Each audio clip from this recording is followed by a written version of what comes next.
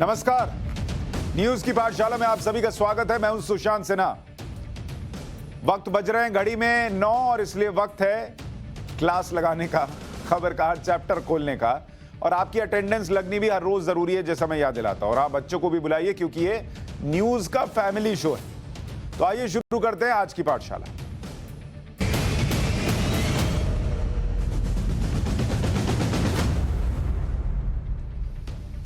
सबसे पहले आज पाठशाला में आपके लिए क्या लेकर आया हूं? किसान आंदोलन कल खत्म होगा या नहीं, यह बताने वाला चैप्टर सबसे पहले खुलेगा। इसके अलावा राकेश टिकैत की मिनिमम सपोर्ट एंड पॉपुलैरिटी, इसका ग्राफ आपको दिखाऊंगा। एमएसपी, ये राकेश टिकैत की एमएसपी को कैसे देखा जाना चाहिए वो अभी थोड़ी देर में आपको पता चलेगा। किसान आंदोलन से टिकैत का चैप्टर क्लोज होने वाला है क्या कल राकेश टिकैत फूट फूट कर रोएंगे? आपको याद है एक बार रोए थे, कैसे आंसू निकले थे उनके। क्या कल फिर वही आंसू निकलेंगे राकेश टिकैत के? इसके अलावा मोदी का वो कदम जो एमएसपी पर सारी बहस खत्म कर देगा, उसका चैप्टर भी आज खोलूंगा। और आखिर में हिस्ट्री की क्लास, जिसमें मुगल सीरीज में अकबर से राणा के टकराव का चैप्टर होगा। लेकिन सबसे पहले आज आपको दिखाता हूं एमएसपी के बारे में। आपने एमएसपी के बारे में जरूर सुना होगा, मिनिमम सपोर्ट प्राइस। आजकल तो बड़ी चर्चा है, किसान को एमएसपी मिलेगी नहीं मिलेगी, एमएसपी पे कानून आएगा या नहीं आएगा, इसकी चर्चा तो है।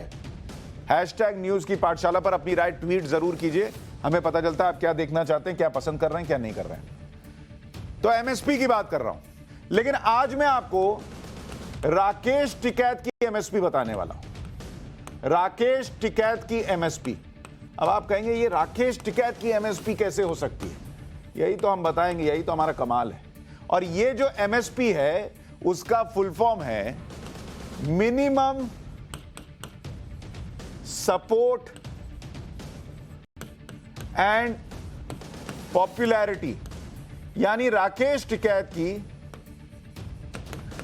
जो उनको समर्थन मिल रहा है और जो उनकी ख्याति हो रही है, जो उनका नाम बढ़ रहा है। भाई, समर्थन मिलना अलग बात है और नाम होना अलग बात है।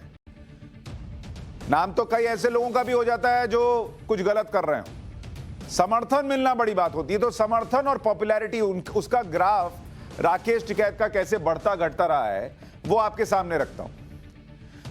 नवंबर 2020 जब ये आंदोलन शुरू हुआ था बीते साल, तब राकेश टिकैत का जो ग्राफ था, ये देखिए राकेश टिकैत का ग्राफ, वो नीचे था, काफी नीचे था। लेकिन जब दिसंबर आया तो दिसंबर में थोड़ा सा ऊपर गए राकेश टिकैत। यहां पर राकेश टिकैत ने बक्कल उतार देंगे की घोषणा कर दी थी। तो उनकी एमएसपी थोड़ी बढ़ गई, थोड़ी पॉपुलैरिटी भी बढ़ी, लोगों को पता चला कौन राकेश टिकैत, भाई चर्चा शुरू हुई राकेश टिकैत के नाम की। और थोड़ा उनको समर्थन भी मिलने लगा कि भाई ये तो बड़ी बड़ी बातें कर रहा है, बक्कल उतार देंगे। तो दिसंबर में बक्कल उतारने की बात हुई, ये दिसंबर 2020। उसके बाद राकेश टिकैत का ग्राफ और बढ़ा। जब 26 जनवरी की घटना हो गई तो राकेश टिकैत का ग्राफ जो है 26 जनवरी को हिंसा के वक्त थोड़ा और ऊपर चला गया। उनके जो समर्थक थे बड़े खुश हुए भाई कि इस आदमी ने तो कमाल कर दिया, नरेंद्र मोदी सरकार जो है वो देखती रह गई और वहां क्या ना क्या हो गया। इसके बाद राकेश टिकैत का ग्राफ और ऊपर चला गया 28 जनवरी को, जब उनके आंसू निकले और जो आंदोलन खत्म होने वाला था, जो उनको उठाया जाने वाला था, वो रुक गया। लोग आ गए, अरे हमारा भाई रो दिया, लोग आ गए। उसके बाद राकेश टिकैत का थोड़ा सा ग्राफ और ऊपर गया जब 19 तारीख को, यानी 19 नवंबर 2021 को कानून वापस हुआ। तो राकेश टिकैत ने कहा कि भाई मैंने ही सब कर दिया, मैं ही तो था चेहरा, और कौन हो सकता है। लेकिन आज जो तारीख है 30 नवंबर, उस 30 नवंबर में राकेश टिकैत का ग्राफ यहां पर, यह है राकेश टिकैत 30 नवंबर को, 30 नवंबर 2021। तो ये राकेश टिकैत जो ऐसे ऊपर जा रहे थे, इनकी एमएसपी यानी मिनिमम सपोर्ट एंड पॉपुलैरिटी का ग्राफ जो ऊपर जा रहा था, वो अचानक नीचे आ गया। नहीं होता है शेयर बाजार में कि कोई खबर आई, अब जैसे क्रिप्टो करेंसी को लेकर आ गई थी सरकार बैन कर देगी, धप से गिर जाएगा, तो वैसे ही कुछ हाल हुआ राकेश टिकैत का। ग्राफ जो है ऊपर ऊपर नीचे ऊपर नीचे ऊपर नीचे मैक्सिमम गया और उसके बाद धप से अभी नीचे गिर गया। लेकिन आज ऐसा क्या हुआ कि राकेश टिकैत का ग्राफ नीचे आ गया है भाई? जब राकेश टिकैत रोए थे, पुलिस बॉर्डर खाली कराने के लिए गई थी, लेकिन टिकैत फूट फूट कर रोने लगे थे, वो तस्वीर आपको दिखा रहा हूं, ये याद रखिए। और ये सवाल उठ रहा है कि कल भी राकेश टिकैत ऐसे ही रोएंगे क्या? क्योंकि इनके पास इकलौता हथियार जो होता है वो ये आंसू बहाने का होता है, जब इनको अपने साथियों को रोकना होता है। क्योंकि इन्हीं आंसुओं के बाद माहौल बदल गया था, पुलिस ने एक्शन को टाल दिया था, भुकार पार के रो दिए थे। किसी ने सोचा नहीं था कि राकेश टिकैत रोएंगे, रो रहे हैं भाई। लोगों को लगा सच में रोए होंगे तो आ गए समर्थन करने के लिए। तो कल क्या राकेश टिकैत ऐसा ही करेंगे? और ये क्यों कह रहा हूं बार बार कल? इसलिए क्योंकि किसान आंदोलन के कल खत्म होने के आसार लग रहे हैं। और आसार इसलिए कह रहा हूं क्योंकि आप कुछ संकेतों में समझिए कि कैसी बात हो रही है। राकेश टिकैत के आंसू निकलेंगे नहीं निकलेंगे, किसान आंदोलन कल खत्म हो जाएगा नहीं हो जाएगा, ये क्यों कह रहा हूं ये सुनिए।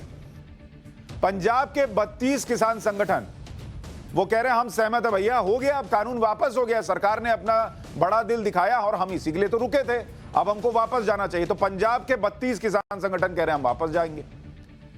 आंदोलन खत्म होने के संकेतों से राकेश टिकैत बहुत बेचैन नजर आ रहे हैं, आज कल से ही नजर आ रहे हैं।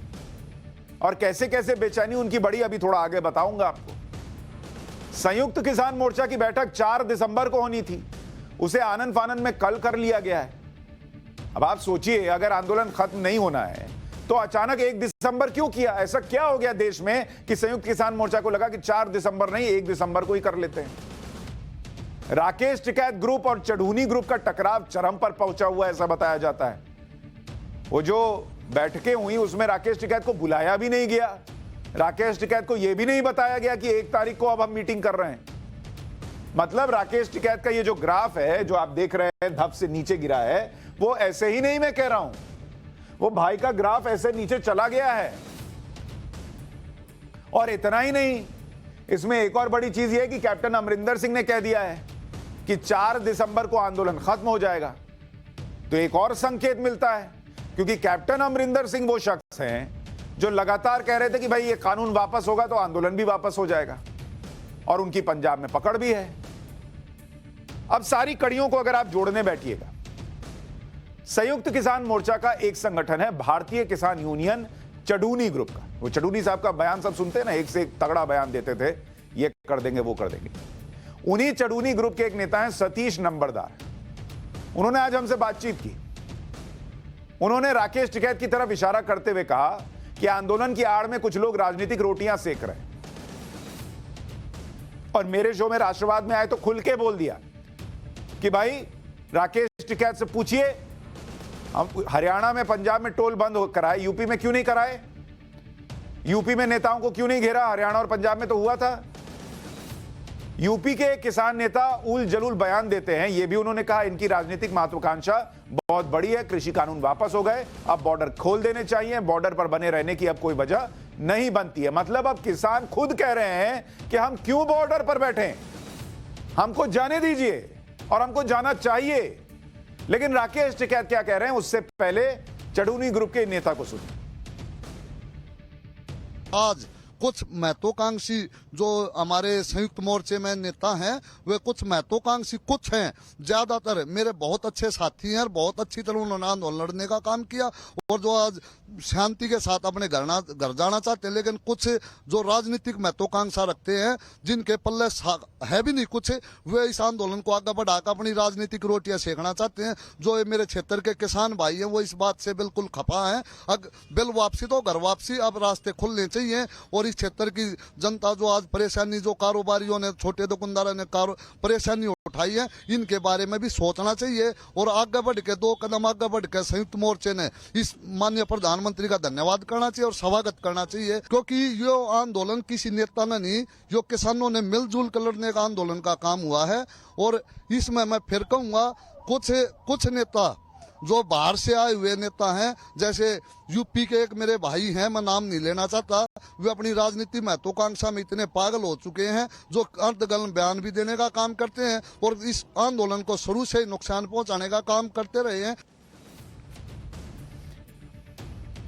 यानी अगर आप देखें इस आंदोलन के लिए जो पहली बात कही जाती थी कि अगर देश भर का किसान है तो सिर्फ पंजाब, हरियाणा और पश्चिमी उत्तर प्रदेश के हिस्सों में ही क्यों विरोध दिखता है। और दूसरा यह कि अब तो ये खुद किसान नेता कह रहे हैं कि किसान आंदोलन खत्म करना चाहता है, वो घर लौटना चाहता है, बॉर्डर खाली करना चाहता है। लेकिन कुछ किसान नेता, यही कुछ शब्द का प्रयोग प्रधानमंत्री नरेंद्र मोदी ने भी किया था कि कुछ किसान नेता आंदोलन खत्म ना करने पर अड़े। सीधा मतलब यही निकलता है कि इन लोगों के सियासी टारगेट हैं जिन्हें यह आंदोलन की आड़ में किसानों के नाम पर पूरा करने में जोर लगा रहे हैं। किसान आंदोलनकारी घर लौटना चाह रहे हैं तो राकेश टिकैत को क्या दिक्कत है भाई? लौटने दीजिए, आपको क्या दिक्कत है? उनको लग रहा है हो गया, जिसको जाना है जाने दीजिए। और सोमवार को जो मीटिंग हुई, इससे भी आपको समझना चाहिए कि राकेश टिकैत का ग्राफ कैसे गिरा है, उनकी एमएसपी कैसे गिरी है। सोमवार को सिंघू बॉर्डर पर पंजाब के 32 जत्थेबंदियों ने मीटिंग की। इस मीटिंग से 6 बड़ी बातें निकली, लेकिन सबसे बड़ी बात यह निकली कि इसमें राकेश टिकैत को बुलाया ही नहीं गया। राकेश टिकैत जो किसान आंदोलन का चेहरा बताए जाते हैं, उनको इस बैठक में बुलाया ही नहीं गया। राकेश टिकैत गाजीपुर बॉर्डर में बैठे थे, वहां से हड़बड़ा के निकले, यार सुन रहे वहां मीटिंग हो रही है, चलो चलो गाड़ी निकालो चलते हैं। लेकिन जब तक वहां गए तब तक तो मन बना लिया था इन लोगों ने कि हमको खत्म करना है भाई, हमको जाना है। राकेश टिकैत समझाते रह गए। लेकिन जो बातें वहां पर हुई, पहली बात तो यह हुई कि आंदोलन खत्म करने पर पंजाब के 32 किसान संगठन सहमत हैं, यह वहां तय हो गया। राकेश टिकैत बोलते रह गए तेज चलाओ गाड़ी, तेज चलाओ, तब तक तो वहां गाड़ी हाथ से निकल गई। लोगों ने मन बना लिया हम वापस जाएंगे। पंजाब के किसान अपनी राय संयुक्त किसान मोर्चा को बताएंगे, यह भी तय हो गया। तीसरी बात, मोर्चा की मीटिंग 4 दिसंबर से पहले 1 दिसंबर को कर ली जाएगी। चौथी बात, वो चाहते हैं कि संयुक्त किसान मोर्चा आंदोलन वापसी का ऐलान कर दे। कानून वापसी उनकी जीत है, वो घर लौटना चाहते हैं, यह तय हो गया। और छठी बात यह कि आंदोलन की दूसरी मांगों पर अभी वो सरकार को वक्त देने के लिए तैयार है। तो एक बार उनको सुनिए, फिर आगे की बात। ਐਮਰਜੈਂਸੀ ਮੀਟਿੰਗ 1 ਤਰੀਕ ਦੀ ਬੁਲਾਈ ਗਈ ਆ ਤਾਂ ਇੱਕ ਦਿਨ ਸਰਕਾਰ ਨੂੰ ਦਿੱਤਾ ਗਿਆ ਵੀ ਜਿਹੜੀਆਂ ਖੁੱਲੀ ਚਿੱਠੀ ਵਿੱਚ ਮੰਗਾਂ ਨੇ ਸਾਡੀਆਂ ਉਹ ਵੀ ਪੂਰੀਆਂ ਕੀਤੀਆਂ ਜਾਣ। ਕਾਜੀ ਸਾਹਿਬ ਜਿਹੜੀ 4 ਦਸੰਬਰ ਦੀ ਮੀਟਿੰਗ ਸੀਗੀ ਉਹ ਹਲੇ ਕੰਟੀਨਿਊ ਹੈ ਜਾਂ ਉਹੀ ਸ਼ਿਫਟ ਕਰਕੇ 1 ਨੂੰ ਆ ਗਈ ਹੈ? ਹੁਣ ਉਹ 1 ਨੂੰ ਆ ਗਈ ਆ, ਉਹ ਸ਼ਿਫਟ ਕਰਕੇ 1 ਨੂੰ ਕੀਤੀ ਜਾਊਗੀ। 4 ਦਸੰਬਰ ਦੀ ਜਿਹੜੀ ਮੀਟਿੰਗ ਆ ਉਹ ਜਿਉਂ ਦੇ ਤੋਂ ਆ, ਕਿਉਂਕਿ ਐਮਰਜੈਂਸੀ ਕੰਡੀਸ਼ਨ ਦੇ ਵਿੱਚ ਜਿਹੜੇ 42 ਆਪਣੇ ਕਿਸਾਨ ਜਥੇਬੰਦੀਆਂ ਦੇ ਨੁਮਾਇੰਦੇ ਜਾਂਦੇ ਹੁੰਦੇ ਸੀ, ਜਿਹੜੇ ਆਪਾਂ 11 ਦੇ ਦੌਰ ਦੀ ਮੀਟਿੰਗ 'ਚ ਰਹੇ ਆ, ਉਹ ਆ ਕੇ ਮੀਟਿੰਗ 1 ਤਰੀਕ ਨੂੰ ਸਪੈਸ਼ਲ ਕਰਨਗੇ। कितने बजे का समय रखेगा जी? 11 बजे का समा 1 तरीक ਨੂੰ। सर, मनजीत राय जी ने, आपके नेता ने ये बात बोली थी कि जो ये पूरा आंदोलन इसको वापस लेना चाहिए क्योंकि सरकार ने मांगे मान नहीं है, और बकायदा फेसबुक पर उन्होंने ये बात कही थी, और छोटे छोटे आंदोलन राज्यों में होते रहे, बाकी एमएसपी को लंबा टाइम लगेगा, ये बात उन्होंने कही थी। इसको लेकर आप लोगों की 32 जत्थेबंदियों को क्या राय है? हमारी जो भी राय आती है हम एक बार बनाते हैं, उसके बाद वो राय एसके में रखते हैं, उसमें से पास होती है। इसीलिए वो राय बना ली है और 1 तरीक में एसकेएम में रखेंगे, उसके बाद वो पास की जाएगी। क्या राय बताएगी? क्या राय? ये एसकेएम की मीटिंग में बताएंगे। राय बन गई है और प्रेस कॉन्फ्रेंस में बेचारे राकेश टिकैत है ही नहीं। राकेश टिकैत भाई जो बक्कल उतार रहे थे, उनको यूं उतार कर रख दिया साइड, और उनको बुलाया ही नहीं भाई मीटिंग में, ना उनको प्रेस कॉन्फ्रेंस में बैठाया। ऐसा कौन करता है राकेश टिकैत के साथ, बताइए। अच्छा, लेकिन अभी एक बड़ी बात उन्होंने एमएसपी पे कही कि एमएसपी पर हम चाहते हैं कानून बने, उस पर सरकार सोचे। उस पर 2 बड़ी खबरें, एक तो सरकार क्या कर रही है वो बताऊंगा, दूसरा एमएसपी पर एक बहुत इंपॉर्टेंट चैप्टर अभी खोलने वाला हूं, तो बने रहिए। वो चैप्टर देश के लिए देखना बड़ा जरूरी है कि नरेंद्र मोदी का एक कदम जो है वो कैसे सारे बहस खत्म कर देगा। लेकिन उससे पहले राकेश टिकैत कैसे टेंशन में घूम रहे हैं। अभी अगर उनका बीपी मापने बैठिएगा तो एकदम हाई निकलेगा, दवा देनी पड़ सकती है, ऐसा हाल है उनका, क्योंकि उनको लग गया है कि अब आंदोलन खत्म होने वाला है। अगर आंदोलन खत्म हो जाएगा तो उनका क्या होगा? वो तो चाहते हैं कि आंदोलन किसी तरह चलता रहे। राकेश टिकैत किस तरह से बेचैन है, इसको समझिए। आंदोलन खत्म ना हो, किसान घर वापस ना लौटे, इसके लिए वो हाथ पैर मार रहे हैं। आखिरी अटेम्प्ट, किसानों को सरकार का डर दिखा रहे हैं। यह भी साबित कर रहे हैं कि उनकी राजनीतिक महत्वाकांक्षा नहीं है, किसानों के घर लौटने पर सहमति बनने की बात सुनकर वो कल सिंगू बॉर्डर गए और उन्होंने कहा कि सरकार 4 या 5 तारीख तक आंदोलन खत्म करने की कोशिश करेगी। उन्होंने कहा कि सब कोई टारगेट पर है, मतलब निशाने पर है। जो पहले घर जाएगा वो जेल भी जाएगा। लोगों को डरा रहे हैं किसानों को कि घर जाओगे तो तुमको जेल भेज देंगे। अरे जेल ही भेजना होता तो इतने साल इंतजार, इतने वक्त तक इंतजार किया गया होता, तुरंत कार्रवाई नहीं कर दी गई होती। वो डरा रहे हैं, डर बेचने पर ही आदमी रुक सकता है ना भाई। उन्होंने ये भी कहा कि एमएसपी पर बात किए बिना कोई किसान यहां से घर नहीं जाएगा। जो चुनाव लड़ना चाहता है उसे कोई रोक नहीं सकता। ये भी दे दिया ऑफर कि चुनाव लड़ना है तो चुनाव भी लड़ लो भाई, लेकिन वो चुनाव नहीं लड़ेंगे, ये भी उन्होंने साफ कर दिया। कैसे लड़ेंगे जब पीछे कोई खड़ा ही नहीं है? अकेले झंडा लेके कहां तक जाइएगा? राकेश टिकैत के तेवरों से यह समझ में आता है कि पहले वो सरकार को धमका रहे थे, उसके बाद आंदोलन खत्म होने को अफवाह बता रहे थे, और अब कह रहे हैं कि जिसे जाना है जाए, आंदोलन चलता रहेगा। तो आप ये तीनों बाइट सुनिएगा एक एक दिन के अंतर में, तो आपको समझ में आ जाएगा कि टिकैत साहब का बीपी कैसे ऊपर नीचे हो रहा है। सुनिएगा। जो गुंडागर्दी करना चाहते हैं वो गुंडागर्दी नहीं उनकी चलेगी। बहुत जेल लिया किसान ने 1 साल। अपने दिमाग ठीक करके एमएसपी पे गारंटी कानून बना दे, नहीं तो हम वेके हुए ही हैं। 26 जनवरी कोई दूर नहीं है, फिर ये 26 जनवरी भी यही है, और ये देश का 4 लाख ट्रैक्टर भी यही है, और ये देश का किसान भी यही है। अपने दिमाग ठीक करके बात कर ले। ये जो अफवाह चला रहे हैं, ये अफवाहें चल रही है। मुकदमे वापसी एमएसपी से बातचीत करे बिना यहां से कोई किसान नहीं जाएगा, न यहां से मोर्चे खाली हो रहे हैं। ये अफवाह शनिवार तक चलेगी। शनिवार के बाद में दूसरे प्रोग्राम शुरू हो जाएंगे। 1 हफ्ते का पैकेज है, ये चलेगा। किस तरह की रणनीति है? रणनीति है हमारी 4 तारीख में एसकेएम की मीटिंग है, और 4 तारीख में आगे के प्रोग्राम की रूपरेखा हम तैयार करके बता देंगे। चले जाएंगे भाई, चले जाएंगे। जिसको जाना है वो जा सकता है। ये एमएसपी के बगैर नहीं जाएगा किसान। क्या उनके जाने से आंदोलन कमजोर पड़ेगा? कोई नहीं जा रहा, कोई नहीं जा रहा। क्या जैसे कानून, हाँ होने दो बाप बेटा नेताजी, जैसे आपने कृषि कानूनों के लिए देशव्यापी आंदोलन किया, ऐसे क्या एमएसपी के लिए? हाँ करेंगे, पूरे देश में भी आप आंदोलन करेंगे। राकेश टिकैत की आंखें देखिए, वो सूनी, बड़ी सूनी सूनी सी हैं। वो गाना नहीं था, बहुत सन्नाटा है उनका, क्योंकि उनको ये भी नहीं बताया गया कि बताइए 4 तारीख को मीटिंग है कि 1 तारीख को। प्रेस कॉन्फ्रेंस हो गई और बोल दिया गया 1 तारीख को मीटिंग है एसकेएम की। वो बेचारे कह रहे हैं हमको तो 4 को ही पता है। अच्छा, कैसे जवाबों की जलेबी छानते हैं। पहले वाले बाइट में आप सुने बोल रहे हैं कि सब अफवाह उड़ा रहे हैं, कोई नहीं जा रहा। दूसरे में कह रहे हैं कि अरे, फिर कहीं और रिपोर्टर सब रोका, पूछा कि क्या है, तो बोल दिए कि तब तक खबर लगी होगी कुछ कि हो रहा है गड़बड़। तो बोल रहे हैं कि जा रहा है, जिसको जाना है जाए, हम क्या करें। तो ये भाव देखिए, चेहरा देखिए जरा, कैसे चेहरा उतरा हुआ है। मतलब ऐसा लगता है आदमी को दिल में इतना प्रेम है राकेश टिकैत जी के लिए, कभी कभी लगता है आदमी ग्लूकॉन डी बना के दिया है, इतना चेहरा उतर गया। खैर, इस बीच सरकार ने क्या किया? राकेश टिकैत को तो उनके लोगों ने ही अलग कर दिया, लेकिन सरकार क्या कर रही है उससे भी संकेत मिल रहा है। संसद सत्र के पहले दिन ही कृषि कानूनों के बिल तो वापस हो गया। अब सरकार क्या कर रही है, जरा इसको देखिए, बड़ा दिलचस्प है सरकार के कदम, और ये आपको इशारा देंगे कि क्यों अंदर ही अंदर चीजें हो रही हैं। एक तो कानून वापस हो गया, आपको पहले ही पता है। चलिए भाई, ये हो गया नंबर 1 डन। चलिए आगे बढ़िए, बताइए आगे क्या है। उसके बाद पराली जलाने वाला जो था कि पराली जलाने पर केस नहीं होगा, ये भी सरकार ने कहा ठीक है कर दिया। अब आगे बताइए, तो ये भी हो गया। उसके बाद एमएसपी पर कमेटी बनाने की बात हो गई, ये तो पीएम ने ही कह दिया था कि एमएसपी पर कमेटी बना देंगे। तीसरा हो गया, आगे बताइए। कृषि मंत्री ने भी कह दिया। अच्छा, इसके बाद क्या स्थिति है कि मुख्य मांग अभी पूरी हुई है, आंदोलन का तुक नहीं है।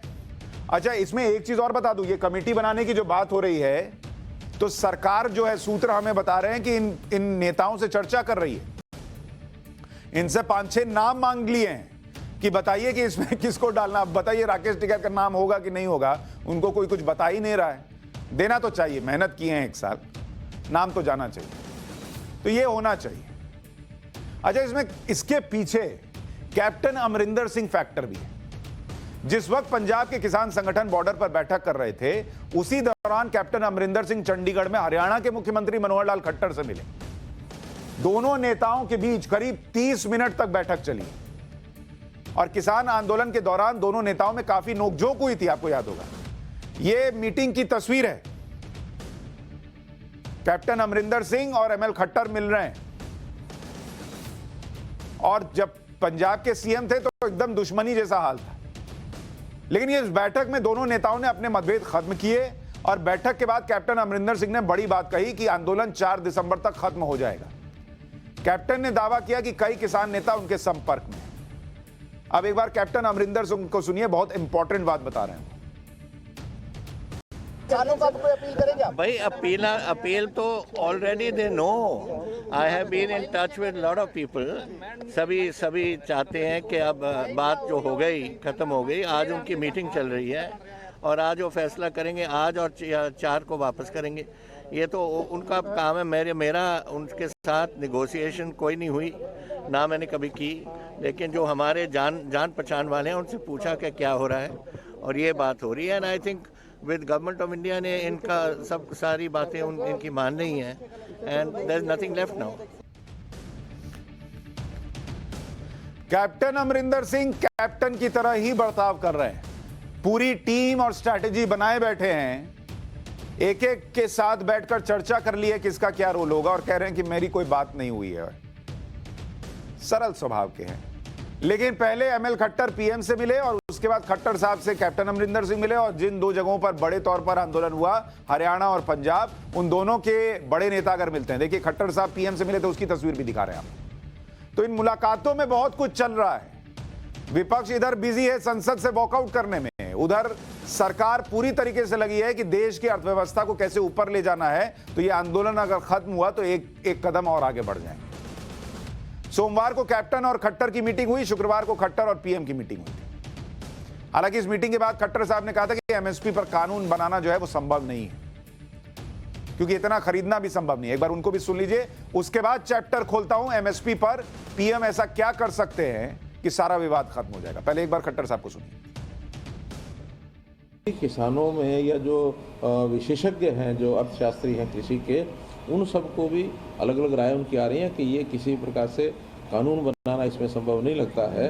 कारण क्या है, कानून बनाने के बाद सरकार के ऊपर ये उन्नस आ जाता है कि सारी फसल फिर अगर कोई और नहीं खरीदे तो सरकार खरीदेगी। तो सरकार का इतनी आवश्यकता भी नहीं है और उसका एक सिस्टम बनना संभव भी नहीं है। एमएल खट्टर जो कह रहे हैं वो तार्किक भी है, लेकिन सारी बहस चल रही है एमएसपी किसान को मिले और कानूनी गारंटी हो इसको लेकर। एमएसपी यानी मिनिमम सपोर्ट प्राइस। अब इस पर आज की सबसे जरूरी क्लास शुरू करता हूं। इस क्लास में एकदम सोफा कुर्सी जहां बैठे वहां पकड़कर बैठे रहिए और बच्चों को भी दिखाइए।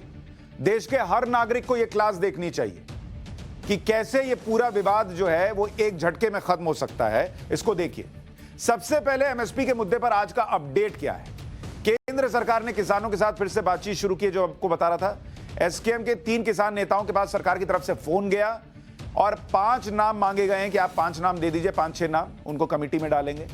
4 दिसंबर की बैठक में संयुक्त किसान मोर्चा नाम तय करेगा और ये 5 नेता एमएसपी के मुद्दे पर सरकार के साथ चर्चा करेंगे। लेकिन आपको याद होगा, जब कृषि कानून आए थे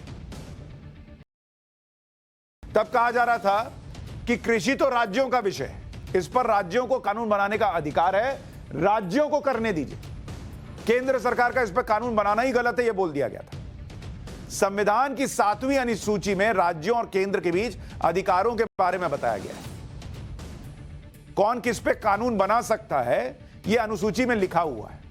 तो अगर आप देखिएगा कौन कौन सी लिस्ट होती है।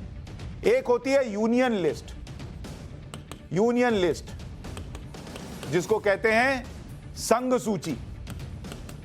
यह वो लिस्ट होती है जिसमें जो विषय आए इस पर केंद्र कानून बनाता है, केंद्र कानून बनाता है।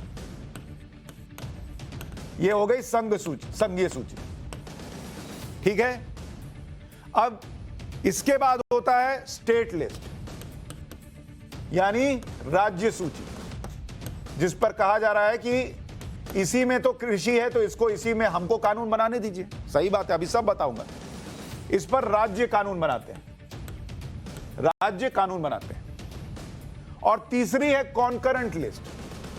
कॉन्करेंट लिस्ट यानी समवर्ती सूची। स्कूल में पढ़े होंगे आप लोग, भूल गए हैं, याद कीजिए। बच्चों को भी बताइए क्या होता है, ये सब काम की चीज है। देश को आगे बढ़ाना है, सबको जानना चाहिए।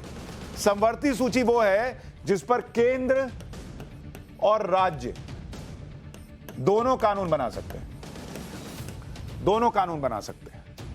इन्हीं तीन में बटा हुआ है मामला। और इसमें यूनियन लिस्ट में कितने विषय हैं? पहले 97 थे, अब 100 विषय हो गए, विषय हो गए। ये यूनियन लिस्ट में है। स्टेट लिस्ट में पहले 66 थे, अब 61 विषय हो गए। 61 विषय जिस पर स्टेट कानून बना सकता है। और कॉन्करेंट लिस्ट में पहले 47 थे, अब 52 विषय हो गए जिस पर कि दोनों कानून बना सकते हैं। अब इसमें कृषि कहां है भाई? स्टेट लिस्ट जो है, ये राज्य सूची, इसके 14वें नंबर पर क्या लिखा हुआ है? कृषि। यानी 14वें नंबर पर इस लिस्ट में कृषि है जिस पर कि राज्य कानून बना सकते हैं। 18वें नंबर पर क्या है? एक मिनट आपको बता देता हूं। राज्य सूची आपको बता रहा हूं। राज्य सूची 14वें नंबर पर कृषि, कृषि है। 18वें पर लैंड है, यानी अगर आप जमीन को लेकर कोई कानून बनाना चाहते हैं तो बना सकते हैं। 26वें नंबर पर राज्य की सीमा में, राज्य की सीमा में व्यापार, इसको लेकर आप कानून बना सकते हैं, यह भी राज्य सूची में है, ट्रेड एंड कॉमर्स। और 28वें नंबर पर, 28वां नंबर जो इस लिस्ट में है, उसमें है बाजार और मार्केट एंड फेयर्स, बाजार एंड फेयर्स, बाजार और कीमत। अब आप कहेंगे जब इसमें राज्य में ही कृषि है तो केंद्र ने कैसे बनाया था भाई? कॉन्करेंट लिस्ट के 33वें नंबर पर trade and commerce, production, supply, distribution है जिसमें अनाज, तेल सहित कृषि उत्पाद शामिल है। किसी भी उद्योग का कोई भी प्रोडक्ट हो वो भी इस लिस्ट में आ जाता है। तो इसके तहत भी आप कानून केंद्र जो है वो बना सकता है और इसके तहत काम किया गया था। लेकिन ये कृषि जो है ये तो राज्य की सूची में है। अब सबसे बड़ा प्रश्न ये है कि देश भर में जो दल, जो नेता एमएसपी पे कानून की वकालत कर रहे हैं, वो अपने अपने राज्यों में एमएसपी की गारंटी का कानून क्यों नहीं बनाते? राहुल गांधी कहते हैं, कांग्रेस पार्टी कहती है कि वो किसानों का समर्थन करते हैं एमएसपी पे कानून बनाने को लेकर। एक तो आजादी के इतने साल तक अगर कांग्रेस सत्ता में थी तो उसने कानून क्यों नहीं बनाया एमएसपी पर, अगर इतना सरल था? और दूसरा, अगर अभी भी इच्छा है, छत्तीसगढ़, राजस्थान, पंजाब, हर जगह कांग्रेस की सरकार है, एमएसपी पे कानून बनाइए। विपक्ष शासित जितने राज्य हैं वहां बनाइए। बीजेपी अपने आप जो है वो फंस जाएगी कि भाई हमको भी बनाना पड़ेगा। लेकिन राज्य का विषय होते हुए भी कृषि, एमएसपी की चीज लाद दी गई है केंद्र पर कि आप कानून बनाइए। क्यों? क्योंकि सबको पता है एमएसपी पर इतनी खरीद कैसे होगी, खरीदेंगे तो रखेंगे कहां, कैसे होगा सब, इसलिए पॉलिटिक्स हो रही है। अब आप सोचिए कि अगर राज्य एमएसपी पे कानून नहीं बनाते हैं तो किसान का नुकसान क्या है? हर फसल की पैदावार और लागत हर राज्य में अलग होती है। अब मैं आपको उदाहरण देता हूं। जैसे धान है, धान का उदाहरण देखिए। 1 हेक्टेयर में पैदावार की लागत कितनी है इसको आप समझिए।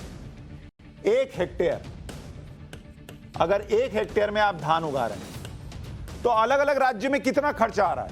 आंध्र प्रदेश में अगर आप 1 हेक्टेयर में धान उगाते हैं तो आपको खर्च बैठता है 80,303 रुपया। लेकिन अगर आप यही यूपी में, उत्तर प्रदेश में, तो आपको 1 हेक्टेयर में धान उगाने पर 58,429 रुपए का खर्च आता है। आप अंतर देख रहे हैं, कहां 80,000 लग रहा है, कहां 58,429 लग रहा है।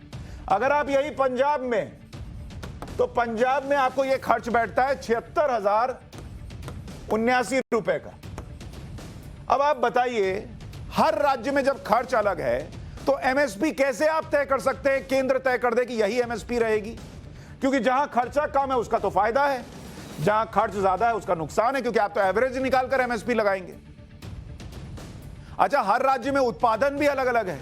अब आप इसको मक्के के उदाहरण से समझिए, उत्पादन को समझिए, उत्पादन में कैसे फर्क है। मक्के का उदाहरण देता हूं, मक्का आप उगा रहे हैं 1 हेक्टेयर में। अब आप सोचिए कि 1 हेक्टेयर में पैदावार कितनी होगी। अगर आप तमिलनाडु में उगा रहे हैं, अलग अलग फैक्टर्स होते हैं, तो अगर आप तमिलनाडु में 1 हेक्टेयर में मक्का उगाने जा रहे हैं तो करीब 65 क्विंटल आप उगा पाएंगे 1 हेक्टेयर में। जबकि आंध्र प्रदेश में यह बढ़ जाता है, आंध्र प्रदेश में आपकी पैदावार 1 ही हेक्टेयर में ज्यादा होगी। अगर आप मक्का उगा रहे हैं, यह करीब 68.2 क्विंटल है। और बिहार में जो है वो, बिहार के लिए क्या है, बिहार के लिए अलग आंकड़ा है, 36.4 क्विंटल। अब अलग अलग जगह पर अलग अलग पैदावार है, अलग अलग कीमत लग रही है, और आप कह रहे हैं देश में एक एमएसपी तय हो जाए। राज्य क्यों ना तय करें? सोचिए, देश में 1 हेक्टेयर में मक्का की पैदावार कितनी है औसत? देश का औसत कितना है? यह है 33 क्विंटल का। तो सरकार जब भी कीमत तय करेगी वो इसके हिसाब से तय करेगी। अब जिसकी पैदावार ज्यादा हो रही है उसको तो फायदा है, जिसकी कम हो रही है उसको नुकसान है। लेकिन ये देश में चल रहा है, इस पर चर्चा नहीं होती। ऊपर ऊपर हवाई बात कर लो। जैसे एमएसपी पे कानून आ जाएगा, केंद्र बना देगा, तो उसके बाद किसान जो है वो सीधा स्विट्जरलैंड और होनोलुलु घूमने जाएगा। अरे ऐसा नहीं होगा। समस्या की जड़ कहीं और है। इसलिए कह रहा हूं कि राज्यों को एमएसपी पे कानून बनाना चाहिए। Commission for agricultural cost and prices, CACP कहते हैं, उसकी सिफारिश पर एमएसपी तय होती है। कैसे तय होती है भाई एमएसपी? डिमांड और सप्लाई। एक तो क्या डिमांड है, क्या सप्लाई है, ये आप देख लीजिए, उसके हिसाब से एमएसपी सरकार तय करती है। उसके बाद उत्पादन की लागत कितनी आ रही है, घरेलू और अंतर्राष्ट्रीय मार्केट में कीमत क्या है, लागत के ऊपर 150% मार्जिन, 50% मार्जिन, और एमएसपी का कंज्यूमर पर असर, ये सब कुछ तय करने के बाद होता है।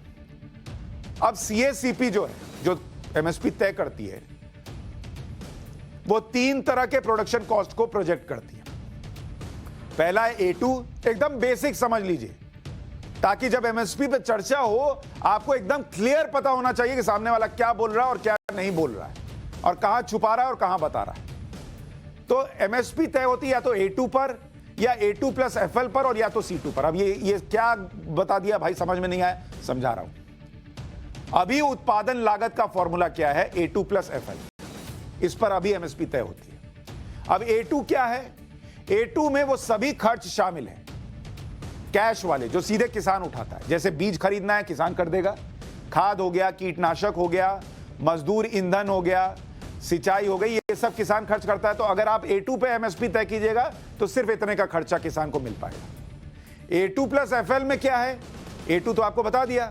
उसके अलावा FL मतलब परिवार के उन सदस्यों के लिए भी मेहनताना का आकलन किया जाता है जिन्हें कोई मजदूरी नहीं मिलती है। मतलब अगर आपके घर के 4 लोग मिलकर भी काम कर रहे हैं तो उनको आप मजदूरी तो नहीं दे रहे हैं, लेकिन सरकार उसको भी एमएसपी तय करते वक्त काउंट करती है कि भाई इन्होंने भी तो मेहनत की, तो इनको भी तो मिलना चाहिए।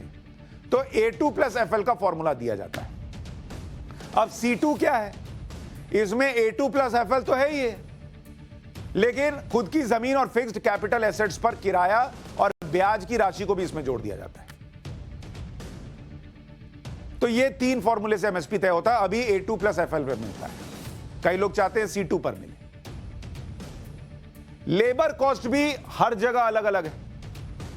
आप एमएसपी केंद्र में तय करता है। अब बताइए, आंध्र प्रदेश में एक दिन का आप लेबर कितना देते हैं? जो आपके खेत में काम करेगा उसको 312 रुपया दे रहे हैं।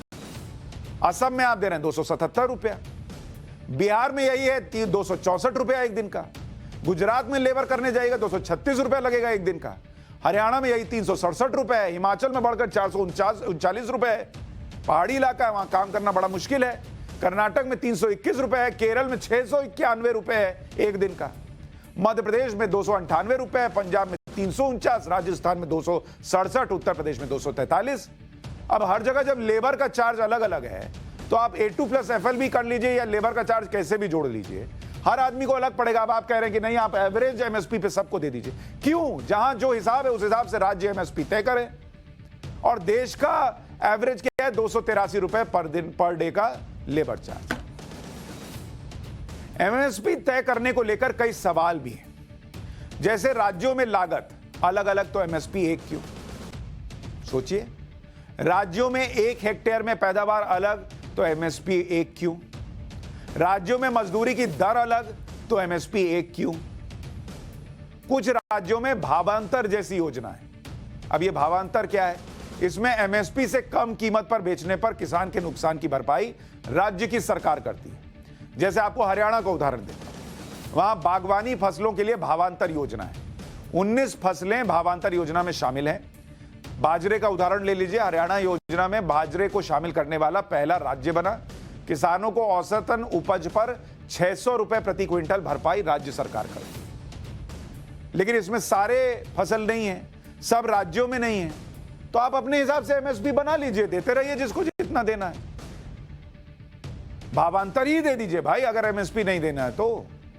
लेकिन राज्यों को पता है कि इतना अगर देंगे तो बाकी काम कैसे होगा, और इतना खरीदेंगे तो रखेंगे कहां?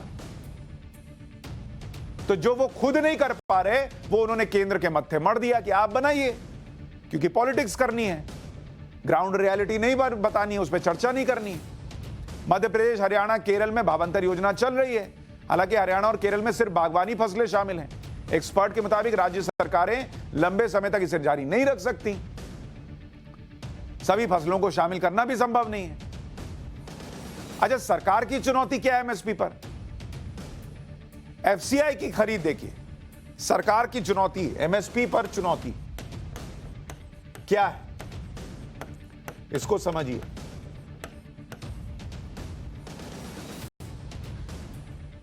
चुनौतियां देखिए। FCI की खरीद, फूड कॉर्पोरेशन ऑफ इंडिया की खरीद जो है, ये कितनी थी 2019-20 में? गेहूं जो है 2019-20 में जो खरीदा FCI ने, वो 39 मिलियन टन था। और धान कितना खरीदा? 77 मिलियन टन। और खर्च कितना आया इसको खरीदने में केंद्र सरकार को? करीब 2.25 लाख करोड़ रुपए, 2,15,000 करोड़ रुपए, इतने का खर्च आया। फिर अगले सीजन में खरीदा 2020-21 में। अब आप 2020-21 का देख लीजिए, कुल खर्च कितना आया? करीब 2.5 लाख करोड़ रुपए। ये सिर्फ धान और गेहूं का बता रहा हूं। मतलब अगर 2 साल का मिला लीजिए तो करीब 4,68,000 करोड़ जो है वो सिर्फ गेहूं और धान खरीदने में चला गया। यह हाल तब है जब सरकारी एजेंसियां बहुत हद तक अपनी पूरी क्षमता के साथ एक फसल का सिर्फ 30 से 40% उत्पादन ही खरीद पाती है। अगर सभी 23 फसलों पर पूरा उत्पादन खरीदने को कहा जाएगा तो सरकारी खर्च का आंकड़ा 9 से 10 लाख करोड़ रुपए के ऊपर जाने का अनुमान है। जरूरत से ज्यादा अनाज का भंडारण कहां कीजिएगा? अक्टूबर का अब भंडारण की समस्या देखिए।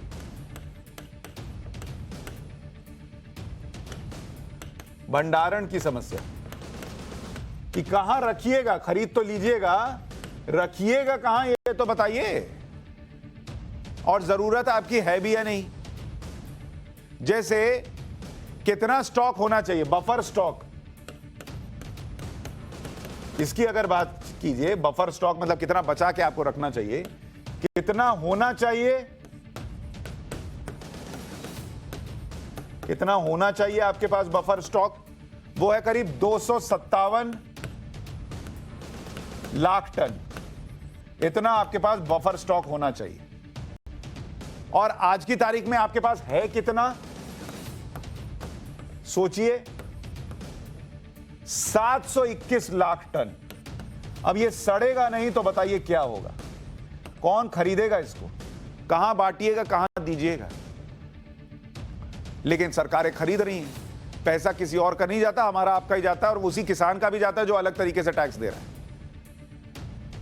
गेहूं की खरीद करीब 20 रुपए 15 पैसे प्रति किलो पड़ती है। धान की खरीद 19 रुपए 60 पैसे एमएसपी पर। फिर खरीद है, भंडारण है, वितरण है, इसका खर्च करीब 20 रुपए बैठता है। मतलब मिला लीजिए तो 40 रुपए पर केजी पड़ा। और आप पीडीएस सिस्टम के तहत उसको देते हैं 2 रुपए पर किलो, चावल 3 रुपए पर किलो। ठीक है, गरीब आदमी को दे रहे हैं, उसमें कोई बुराई नहीं है। लेकिन अगर आप सिर्फ खरीदते जाएंगे और देते जाएंगे, रखने की जगह नहीं होगी, सड़ेगा, तो फिर क्या हाल होगा इस देश का, सोचिए। एमएसपी के साथ समस्या क्या है? मुख्य तौर पर 4 फसलों में ही फायदा हो रहा है, गेहूं, चावल, गन्ना और कॉटन। इसके अलावा एमएसपी जो है वो ज्यादा मिल भी नहीं रही। अभी तो 23 है, उस 23 पे भी नहीं मिल रही। एनएसएसओ की 2012-13 की रिपोर्ट है कि 10% किसान ही एमएसपी पर फसल बेच पाते हैं। कुछ राज्यों को ही फायदा होता है, जैसे पंजाब में 95% चावल किसान को फायदा है, हरियाणा में 70% चावल किसान, उत्तर प्रदेश में 3.6% है, बिहार में 1.7% चावल के किसान। तो जिधर से खरीदा जाता है उसका फायदा है, जिधर नहीं है लोग छोड़ रहे हैं, नहीं कर पा रहे हैं, क्या कीजिएगा। इसके बीच में एमएसपी सिस्टम में कमीशन एजेंट है, मिडिलमैन है, अधिकारियों पर निर्भर है। वैसे देखेगा, बोले नहीं क्वालिटी ठीक नहीं, हटाओ। अब आपको क्या करना है, आपको अगले बार जो है उसको बेचना है, अपनी फसल लगानी है, तो क्या कीजिएगा, रखिएगा तो है नहीं, सड़ जाएगा, तो आप कम दाम पे बेचिएगा। सिस्टम में गड़बड़ी है। सिर्फ एमएसपी पे कानून बनाने से नहीं होगा, और बनाना है तो राज्य बनाए, और छोटे किसानों की पहुंच तो आसान ही नहीं है कि वो कर ले। इसलिए मैंने कहा कि बहुत जरूरत है कि एमएसपी के इस पूरे चक्र को आप समझिए, और राज्य सरकारों से भी कहिए कि इतनी चिंता है हमारी, किसान भाई भी कहें इतनी चिंता है हमारी, तो आप कानून बनाइए, क्योंकि आप बनाएंगे तो अपने यहां के हिसाब से हमको सही कीमत मिलेगी। वो केंद्र वाले एमएसपी में ढंग से मिल नहीं पाती। देखिए कितना हो पाएगा। और अब हिस्ट्री की क्लास, जिसमें हम मुगल सीरीज में अकबर का चैप्टर आपको बता रहे हैं। पिछली क्लास में मैंने आपको बताया था कि राजपूताना पर कब्जे के लिए अकबर ने कैसे योजना बनाई थी, राजपूतों से संधि, मित्रता और युद्ध की नीति अपनाई थी, और राजपूताना के कई राज्य अकबर के अधीन आ गए। लेकिन मेवाड़ ने अकबर की अधीनता स्वीकार नहीं की। अकबर ने राणा प्रताप के पास संधि प्रस्ताव भी भेजे, लेकिन राणा प्रताप ने सभी प्रस्ताव सीधे खारिज कर दिए। अब उसके आगे क्या हुआ ये बताता हूं। राणा प्रताप से संधि की सारी कोशिशें बेकार होने के बाद अकबर ने नई रणनीति पर काम शुरू किया। अकबर ने मेवाड़ को बाकी राजपूत राज्यों से अलग थलग करने की रणनीति बनाई। 1573 में अकबर ने मेवाड़ जाने वाले रास्ते ब्लॉक कर दिए। राणा प्रताप के सहयोगी राजाओं को अकबर ने धमकी दी। राणा प्रताप की मदद करने पर अंजाम भुगतने की धमकी दी गई। चित्तौड़ के लोगों को राणा के खिलाफ भड़काना शुरू किया गया। राणा के रिश्तेदारों को अकबर ने अहम पद देने शुरू कर दिए। मतलब हर चीज ट्राई कर ली। राणा के छोटे भाई सागर सिंह को जीते इलाकों का राजा बना दिया गया। कुछ दिन बाद ही सागर सिंह को अपनी गलती का एहसास हो गया, जिसके बाद राणा प्रताप के भाई सागर सिंह ने आत्महत्या कर ली। राणा का एक और भाई शक्ति सिंह भी मुगलों से मिल गया था। अकबर की तैयारियों से साफ था कि वो मेवाड़ को मुगल झंडे के नीचे लाने के लिए कुछ भी करने को तैयार था। राणा प्रताप को अकबर अपना सबसे बड़ा शत्रु मानता था। दूसरी तरफ राणा प्रताप भी आने वाले समय और युद्ध की संभावना को देखते हुए तैयारी कर रहे थे। राणा प्रताप ने सबसे पहले प्रशासन में बदलाव किया। उदयपुर की जगह कुंभलगढ़ को अपनी राजधानी बनाया। उन्होंने प्रजा को अरावली पहाड़ियों के पीछे जाने के लिए कहा। पहाड़ी इलाकों में युद्ध लड़ने के लिए राणा ने तैयारी की। मुगलों को पहाड़ों पर युद्ध लड़ने का कोई अनुभव ही नहीं था। अरावली में रहने वाले भील भी राणा प्रताप के साथ थे। राणा प्रताप की सेना ने अब मुगल व्यापारियों पर छापेमारी शुरू कर दी। दिल्ली से सूरत जाने वाले काफिले पर राजपूत हमला करते थे। राणा प्रताप की सेना ने हल्दीघाटी रास्ते पर कब्जा कर लिया, और यह रास्ता उत्तर से उदयपुर जाने का इकलौता रास्ता था। इस दौरान राणा प्रताप ने खुद कई कठिनाइयां झेली। वो चाहते तो आराम से महल में रह सकते थे, लेकिन राणा प्रताप खुद तैयारियों की निगरानी कर रहे थे और प्रजा को याद दिला रहे थे ये सब स्वतंत्र रहने के लिए किया जा रहा है। ऐसे थे महाराणा प्रताप। अकबर के साथ राणा प्रताप के युद्ध का चैप्टर शुरू करने से पहले आपको चेतक के बारे में बता दें, जिसके इतिहास में अलग ही जगह है, जिसके बिना महाराणा प्रताप की कहानी अधूरी है। मशहूर चेतक नीले रंग का अफगानी घोड़ा था। राणा प्रताप को चेतक अपने पिता से मिला था। अफगानिस्तान का व्यापारी 2 घोड़े लाया था, एक सफेद रंग का, दूसरा नीले रंग का। सफेद रंग वाले घोड़े को शक्ति सिंह ने ले लिया था, जो महाराणा प्रताप के भाई थे। नीले रंग वाले चेतक को महाराणा प्रताप ने लिया। कहा जाता है कि चेतक 5 फीट 7 इंच ऊंचा था। चेतक हाथी के सिर तक ऊंची छलांग मारता था। वीर रस के कवि श्याम नारायण पांडे ने अपनी कविता में चेतक के बारे में कहा है कि रण बीच चौकड़ी भर भर के चेतक बन गया निराला था।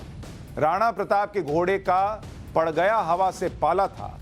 जो तनिक हवा से बाग हिली लेकर सवार उड़ जाता था। राणा की पुतली फिरी नहीं तब तक चेतक मुड़ जाता था।